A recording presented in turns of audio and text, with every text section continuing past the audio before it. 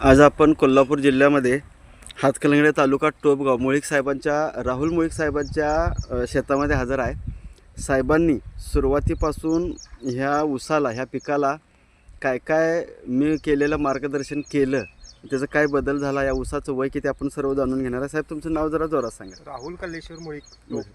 मुळीक साहेब, आपला हात हे जे ऊस दिसतोय व्हिडिओमध्ये, हे रोप लागण किती तारीख आणि आजची तारीख?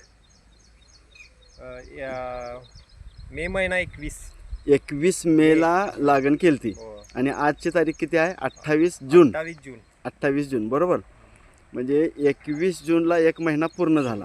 आज 7 दिवस झाले। एक महिनाहून 7 दिवस। आत्तापर्यंत साहेब आपण याला रासायनिक खतं किती पोती वापरली? फक्त 12 किलो। फक्त 12 किलो। सुरुवातीला 2 किलो एक आळवणी केली आणि त्याच्यानंतर 10 किलोची। आणि ॲग्रो बूस्टर आपण 1.5 लिटर वापर। एकरभर क्षेत्र आहे आपलं। मग हे आपण घरात खाण्यासाठी तरकारी माळवं, भेंडी आहे, मला वाटते गवारी आहे, वालवरणा आहे, श्रावण घेवडा आहे। आता ऊसाची जरा आता काय काय परिस्थिती झाली बघा। असा फुटवा जरा मोजून बघा किती झाला आहे आता।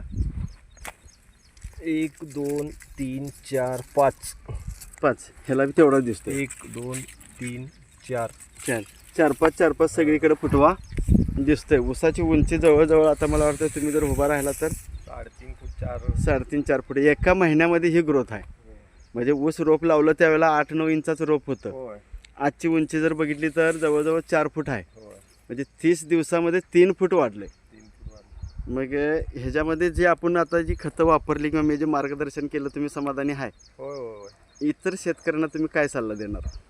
इतर शेतकऱ्यांना सांगणार की हे वापरा, औषध बायांची सल्ला घ्या, सल्ला पण घ्या आणि औषध पण वापरा। आपण जरा हे सुद्धा बघूया।